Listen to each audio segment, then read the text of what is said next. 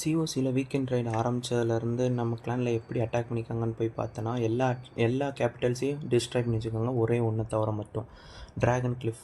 இது இருக்கறதுலே இந்த கிளான் கேபிட்டலே கொஞ்சம் கஷ்டமானது இந்த ட்ராகன் கிளிஃப் தான். இதை எப்படி 2 அட்டாக்ஸில் அட்டாக் பண்ணி முடிக்கலாங்கிறத பார்ப்போம். பட் நான் இந்த வீடியோவில் வந்துட்டு நான் 3 அட்டாக்ஸ் யூஸ் பண்ணிப்பேன். ஏன்னா இந்த ஸ்ட்ராட்டஜி நான் அதுக்கப்புறம் தான் கண்டுபிடிச்சேன்.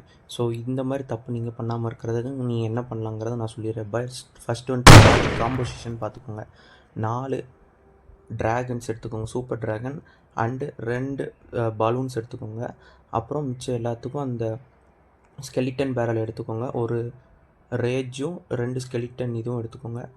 அப்படியே எல்லோரும் போகிற வழியில் 2 ஸ்கெலிட்டன் எடுத்து இதுக்கு பக்கத்தில் போட்டு விட்ருங்க. இன்ஃபர்னோ ட்ராகன் பக்கத்தில், இன்ஃபர்னோ டவர் பக்கத்தில் போட்டு விட்டுட்டு அதுக்கப்புறம் இந்த ஏர் டிஃபென்ஸுக்கு வந்துட்டு இதை போட்டு விடுங்க. பலூன்ஸை போட்டு விட்டிங்கன்னா ஃபாஸ்ட்டாக போய் அங்கே போய் அட்டாக் பண்ணுமா. தென் இந்த ட்ராகன்ஸை வந்துட்டு அதுக்கு பின்னாடி அனுப்பி விடுங்க. எல்லாத்தையும் டெஸ்ட்ராய் பண்ணிடும்.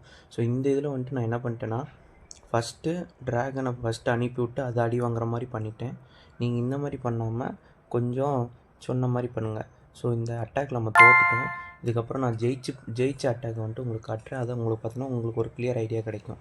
ஸோ இப்போ இதில் பாருங்கள், ஃபஸ்ட்டு இந்த பேரில் அனுப்பிட்டோமா, அதுக்கு பின்னாடியே பாருங்கள் ஒரே ஒரு ட்ராகன் பொறுமையாக அனுப்பிவிடுங்க. இந்த அட்டாக்கை நல்லா பார்த்துக்கோங்க.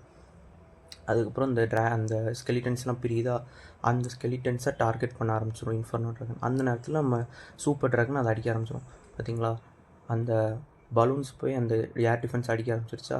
தென் அது பின்னாடி ஸ்கெலிட்டல் பேரல்ஸ் எல்லாம் அனுப்பி விட்டு அதெல்லாம் அடிக்கிறத நீங்கள் இப்போ பார்த்துக்கிட்டு இருக்கீங்க. ஸோ அப்புறம் என்ன கைஸ், அதை அடிக்கிறத வேடிக்கை மட்டும் பாருங்கள். அதை அப்படியே அடிச்சு முன்னாடி போயிட்டே இருக்கும். அப்புறம் ஒரு ரேஜ் ஸ்பெல் மட்டும் இடையில எங்கேயோ போட்டுவிடுங்க. நடுவில் எங்கே நிறைய டேமேஜ் விழுகுதோ அந்த இடத்துல ரேஜ் போட்டுவிடுங்க. டக்குன்னு அடிச்சு விட்ற மாதிரி அடிச்சு விட்டுட்டு அவன் சீக்கிரம் நமக்கு 3 ஸ்டார் எடுத்து கொடுத்துருவோம். என்ன இது, நான் வந்துட்டு 3 அட்டாக்ஸ் எடுத்து பண்ணியிருக்கேன். நீங்கள் வந்துட்டு இதை சீக்கிரம் பண்ணுற மாதிரி பார்த்துக்கோங்க. அதுக்கு உள்ள ஐடியா வந்துட்டு நான் சொல்லிவிட்டேன். அதுக்கேற்ற மாதிரி நீங்கள் பிளான் பண்ணி அடிச்சுக்கோங்க கைஸ்.